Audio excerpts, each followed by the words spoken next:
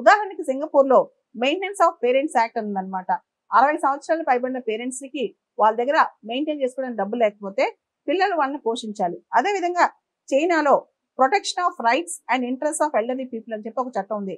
దీని ప్రకారం పేరెంట్స్ కి మెటీరియల్ సపోర్ట్ ఇవ్వాల్సిన బాధ్యత పిల్లలది. అంటే పేరెంట్స్ కి ఏవైతే లేవో బేసిక్ థింగ్స్ వాటిని అన్ని అమర్చాల్సిన బాధ్యత పిల్లలది అనమాట. భారతదేశంలో చూస్తే గనక మొట్టమొదటిసారిగా కేరళ రాష్ట్రంలో స్టేట్ ఎల్డర్లీ కమిషన్ యాక్ట్ 2025 అని చెప్పి ఒక చట్టం వచ్చింది. ఆ చట్ట ప్రకారం కేరళలోని సీనియర్ సిటిజన్స్ కు ఒక ప్రత్యేకమైన కమిషన్ పెట్టారనమాట. భారతదేశంలోనే ఇలా ఒక చట్టబద్ధమైన కమిషన్ ఏర్పాటు చేయడం కేరళలోనే తొలిసారనమాట.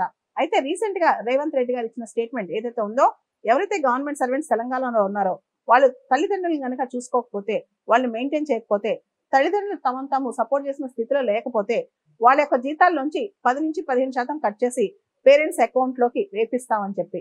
అయితే దీనివల్ల పిల్లల మనసులో మార్పు వస్తా. యాక్చువల్లీ పేరెంట్స్ ని చూడటం అనేది మోరల్ ఆబ్లిగేషన్.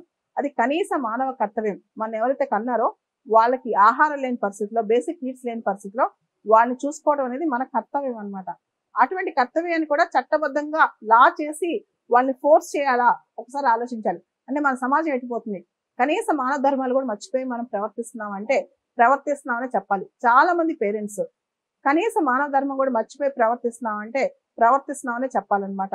పేరెంట్స్ ఎటుపోయినా పర్లేదు, వాళ్ళు ఏం తిన్నా పర్లేదు, మనం బాగుంటే చాలు అనుకునే సమాజంలో మనం ఇంకా ఉన్నాం. ఎందుకంటే మన సంస్కృతిలో తల్లి, తండ్రి, గురువు, దైవం, ఈ తర్వాతే ప్రపంచం ఏదైనా. అలాంటప్పుడు వీళ్ళని మనం ఇగ్నోర్ చేసి కనీసం భోజనం పెట్టకుండా ఉంటే ఇది ఏమాత్రం ధర్మం, ఎలాంటి ధర్మం అని చెప్పి కూడా మనల్ని మనం ప్రశ్నించుకోవాలి.